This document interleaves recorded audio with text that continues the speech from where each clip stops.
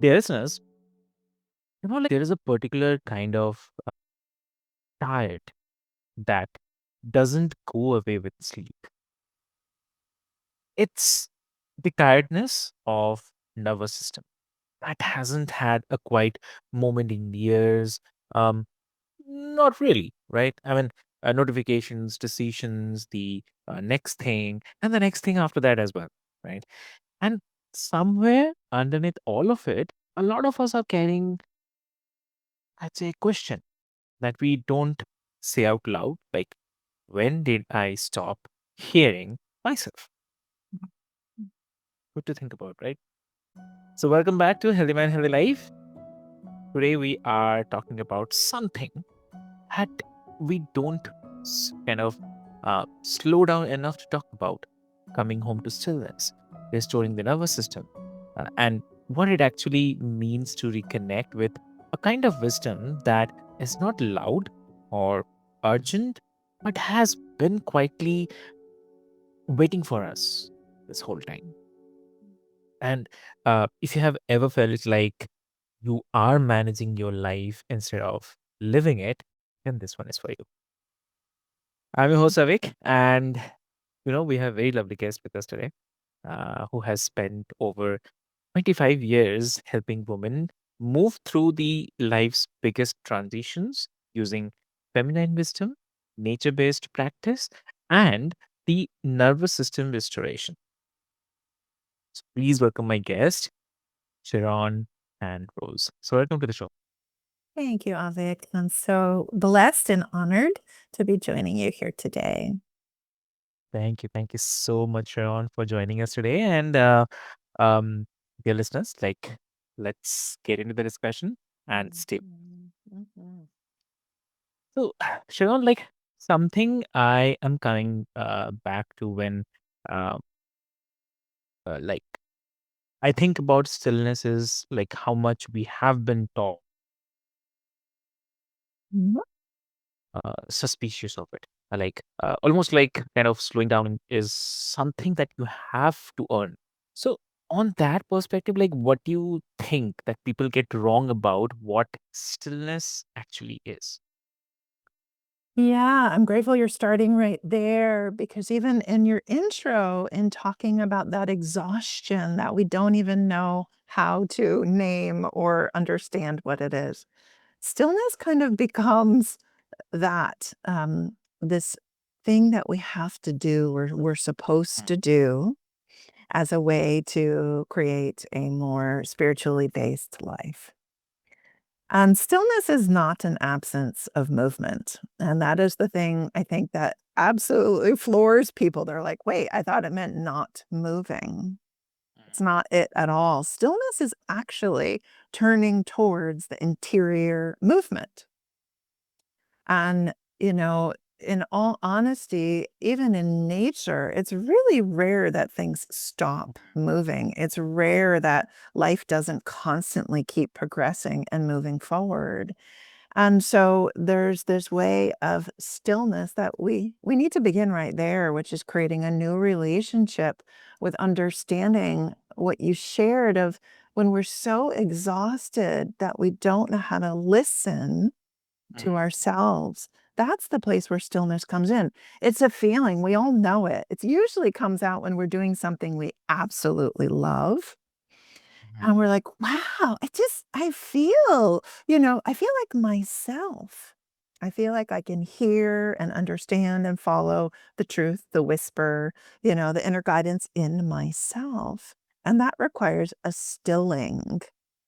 I mean, I think more of like a distiller almost of like it really brings things down and brings out the very essence of something. It's a distillation and stillness is inside of that. It's getting to our own inner purity and like you said, that inner wisdom um, that is very much of this world, but not of all the ways we've tried to manipulate, contort, and make the world different than it is. It's of the natural world and it's of the naturalness in ourselves. yeah, yeah, exactly.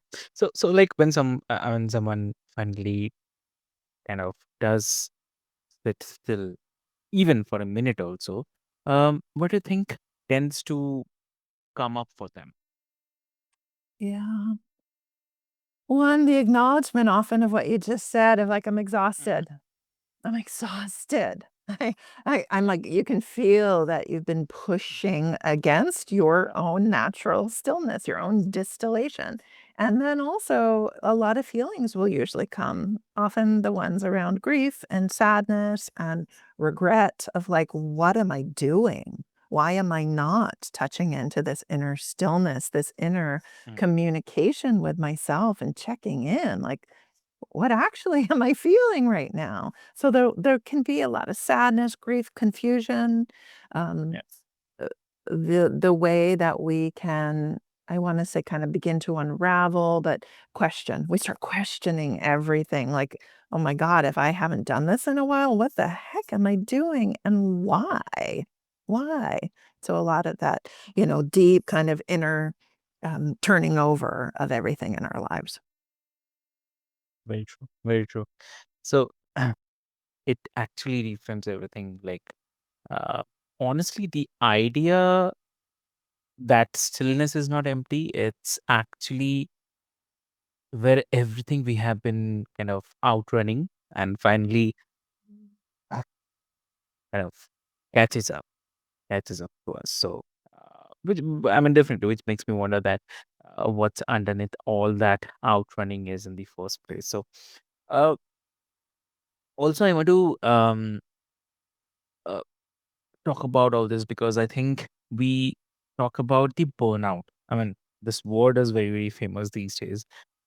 Like, it's a scheduling problem, too many things on the calendar when uh, maybe it's something deeper also. So, what do you see as a kind of real root of it, like underneath that exhaustion that we were talking about? Yeah. Yeah, there's a lot of fear. Mm. One of like, everyone presumes if you go still, it means you're no longer alive. Really? Yeah. You're no longer active. You're no longer engaged. If your calendar's not full, what are you going to be doing? All those things we talk about, like FOMO, fear of being Mm. left out. All, but at the deepest level, at the most soulful and spiritual level, and so really what this invites us into, it isn't to stop living or stop engaging or stop being very like full and vibrant with our lives. It's about aligning with what is right and true for us. Because when we're engaged and involved with what lights us up, with what nourishes us, what then, doesn't deplete us, where that exhaustion comes from, we have a very full and rich life, but it's coming from this stillness, the stillness of not trying to be other than who you are. And that exhaustion also is a result. Energy is going to deplete so fast if you're just running around doing, doing that, like all the things you think you need to be doing. You start to feel way more replenished and energized when you're doing the accurate things for your life, your soul, and your system. It's really two very different ways of engaging with literally Mm. creation inside of you, but then this vibrant, beautiful world around you. Exactly. Exactly true. Yeah. And, like, there's a quiet version of this that I don't think gets talked about enough. The version that shows up the small moments, like in our daily life, right? So, what does this kind of small moments of or the disconnection from stillness actually look like in someone's everyday life? So, what do you have to say on this? Yeah, well, I'd like to go back to a point you brought up of the fear of turning towards the stillness, because 'cause we'll feel it throughout the day, but then all of a sudden, the head and mind will come in and say, "Ooh, there's literally a landmine in there. Like, you don't have time for this right now." Yeah. And so then we're like, "Oh, shoot, like, what would happen if I just took the 5 minutes to sit and breathe and be with myself or just, gaze at a tree," or it can be anything. Just close your eyes for a minute, do nothing. But we're so uncertain. and thus afraid that if we really turn towards that, it's going to become this tidal wave that will require maybe an hour or maybe literally like months at a time, and we'll go into some cyclone type thing. And so I think what happens is we'll feel it, we'll feel that beckoning call, and we might like just turn towards it a little bit, but then we pull out and we're like, yeah, I don't have time for this right now. And yet, that's where we need to meet it, not with, okay, I will, now turn towards this for however long it requires. No. What we do then is we start structuring. We use the systems we already have in place that filled up our lives with so much activity to begin with, and we start replacing very slowly, literally a minute at a time of just, oh, I think maybe at my lunch hour, I'm going to put aside 1 minute and I won't be on my phone and I'll just sit, you know? And then I'll use my phone, I'll use my timer to make sure I'm doing that. Maybe that's going to be 3 times a day, beginning of the day, middle of the day, end of the day. So we start creating like sacred moments. It's often the tradition is called sacred pauses. And it doesn't, it literally can be 1 minute, but it starts to activate other aspects in our brain so that that fearful part of us that thinks stillness or what's going to happen in there when we really turn towards it is going to overtake our lives, we begin to realize, oh, it doesn't. It supports it. And it helps us remember, yeah, our own voice inside of there, which is really pretty tired of being overridden and squelched down. So this is definitely for our daily life, right? When did you first notice this pattern in yourself, like before you had language for it? You know, I actually really I had a very rich still life for a very, very long time, and it wasn't until maybe in my late 30s, early 40s, when I had published my first book and I began to don some hat or that role that was now you need to be. And I began to do X, Y, and Z, thinking I needed to do all these things to now be this particular role in my life. And it literally did pull on a different part of my brain. And I began, like filling up my days with all the things I thought I had to do to successfully be this role, to be this person. And then it just went on. It went on for a good decade. Um, a and what happened is I totally lost touch. I lost touch with that trust that knows I don't have to personally, with my mind, fill up every moment of my day with expectation, with, presumptions, with all the shoulds that others certainly had told me, but now I was really the one leading that show of like, you should do this as an author. You should be doing that. And it completely demolished that more fluid, creative, trustful aspect of myself and my nature. And it went on for about a decade. And then I just had to start unraveling that and returning to remembering that one, I have all the time in the world to be who I'm here to be. And I can't go pushing some boulder up a hill thinking I'm doing it wrong. And I do really need, my system was showing me, my nervous system, my health. I was having so many symptoms. It was all showing me you have moved so far away from that inner barometer that actually trusts yourself and wants to be who you're here to be. And you got to stop, trying so hard to now follow some false model and role that it was never going to work for me. Exactly. Exactly true. And um like obviously this really lands because I think a lot of people listening are kind of going to feel that one quietly, like recognizing themselves in a moment they never thought to name. And I think that's exactly why the next part matters so much. Like, uh, kind of what do you actually do once you notice it, right? Mm. So, yeah, Yeah, the noticing is everything, isn't it? yeah, exactly. Then noticing everything. And when we notice, one, we're noticing first just with our awareness, but then we notice it with our bodies. And the body will show us, it's like, oh, this feels different. Like my breathing is different. And usually it's a feeling of like, I really love being who I am right now. Like all is well and it feels good. And I don't feel like I have to push or try. I'm just doing what I love as I love to do it. Often it comes with a bit of thoughtlessness.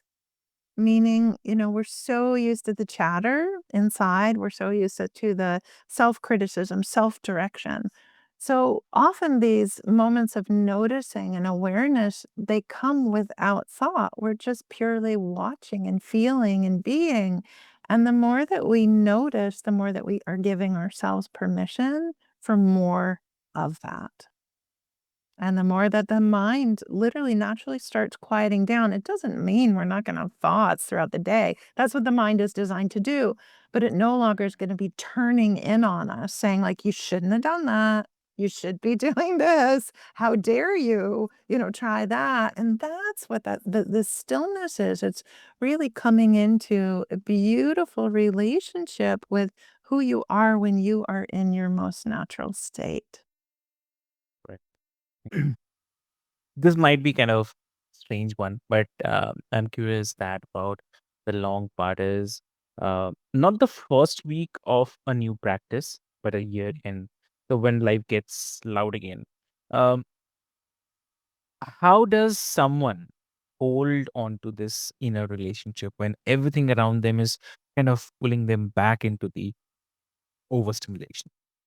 Yeah. Yeah, it's going to happen. It's going to happen. And I think don't fight that fight. And so when it happens, you will, the more that you're giving yourself permission to be in a new relationship with this part of you, the more that you're going to notice. And you'll notice it sooner, you'll notice it quicker. And yet those terms end up not even mattering because it doesn't matter. Yeah. You might go a week, you might go a month, you might go another year, 2 years, a decade. It doesn't actually matter because that still place in us is always there, and it's gonna come back around. It's gonna beckon you back in. And so I think that just this place around really trusting we don't have to be afraid we will be carried back to this. And we'll be reminded. Someone might listen to this show and be like, "Oh, thank goodness. I'm not gonna overly worry about that. I'm gonna give myself permission to be who I am naturally." Or someone, might be really diligently starting to build up a practice of taking pauses, of taking these sacred pauses.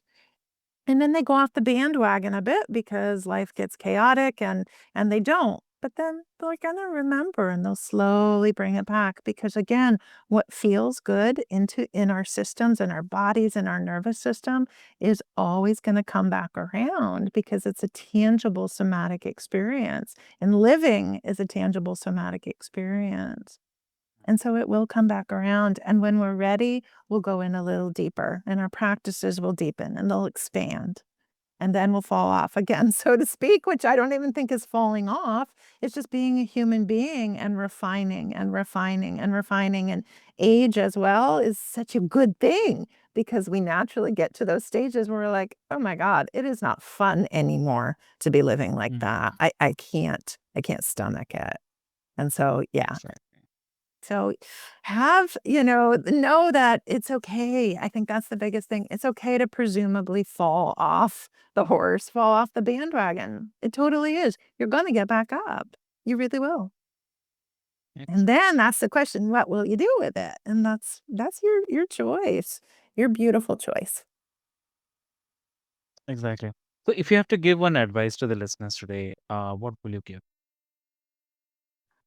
I'm known for not really giving much advice. So, right there is a question unto itself. But what I would share is what and when, it's more of a question, self reflection. What and when do you notice that you feel really good? That like you just feel like you can exhale and your mind is not overtaking you? Notice that. and notice it again and befriend that moment. And if listeners wants to connect with you, how they can connect? To connect with me, great place is my website. And so that's SharonAnnRose.com. You can also purchase my book online via Amazon or any online international book retailers. And my book is Faces of the Mother, A Feminine Path to Embodiment Through Ancient Wisdom, Archetypes, and Soul Fertility. And on my website, there's a lot of free resources, audios, all kinds of great things you can take a peek and listen to, download. And I'm on social media under Sharon Ann Rose as well. Perfect. So, dear listeners, what I'll do is I'll put all the links, details, everything into the show notes for easy reference. And, um, like I'll just say, if there is one thing to carry from this conversation today, is it might be this that you don't have to fix yourself to come home to yourself. You just have to stop outrunning, be quite long enough to hear it. Right. So, Sharon, thank you so much for sharing your perspectives. And it's really great to know from you. And for all the listeners, if you're listening right now, um, or maybe you'll be listening later as well. So if something landed for you from this conversation, just be with it and with a kind of little longer than usual today.